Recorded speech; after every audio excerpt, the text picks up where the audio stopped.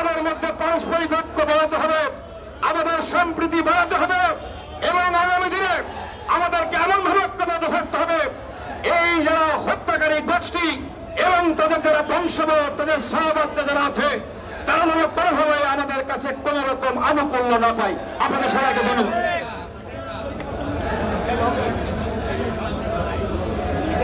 ধন্যবাদ। এই মুহূর্তে আমাদের মাঝে বক্তব্য দিবেন সুপ্রিম কোর্ট আইনজীবী সমিতির সাবেক নির্বাচিত সম্পাদক, আইনজীবী ফোরাম কেন্দ্রীয় কমিটির সহ সভাপতি এবং সিনিয়র অ্যাডভোকেট ব্যারিস্টার বদরুদ্দোজা বাদল।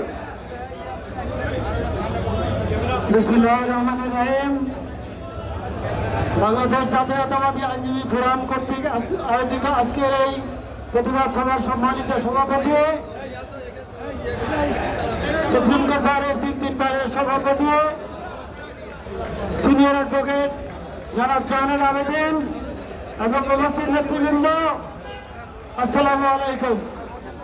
বন্ধুগণ, 5ই আগস্টের পরে অতীত সরকারের প্রধান সহ প্রত্যেকেই আজ পলায়নরত এবং পালিয়ে গিয়ে দেশের বিরুদ্ধে ষড়যন্ত্র করছে, সরকারের বিরুদ্ধে ষড়যন্ত্র করছে, এদেশের জনগণের বিরুদ্ধে ষড়যন্ত্র করছে।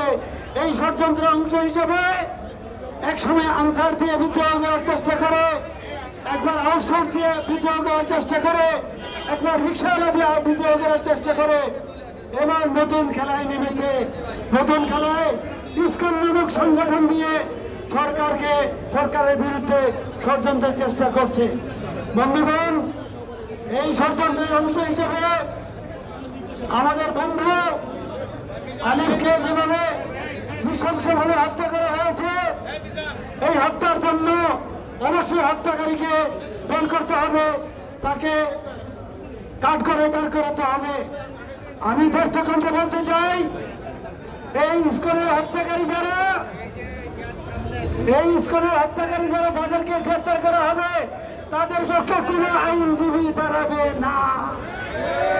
সারা দেশের কোনো আইনজীবী, চট্টগ্রাম সহ ঢাকার কোনো আইনজীবী ইসকনের হত্যাকারীর পক্ষে আইনি লড়াইয়ের জন্য আদালতে দাঁড়াবে না। সুতরাং এবং বার কাউন্সিল সেই আইনজীবী যারা ইসকনের হত্যাকাণ্ডের পক্ষে দাঁড়াবে, বার কাউন্সিল তাদের সনদ বাতিল করবে, আইনজীবী অ্যাকশন নেবে।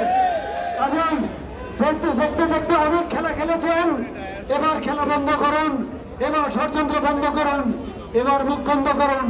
দেশ থেকে পালিয়ে গিয়েছেন সকল নেতৃবৃন্দ সহ নিজেদের আখের গুছিয়ে দেশের বাইরে টাকা পাঠিয়ে পাচার করে বাড়িঘর তৈরি করে যেখানে আস্তানা করেছেন সেখানেই থাকেন।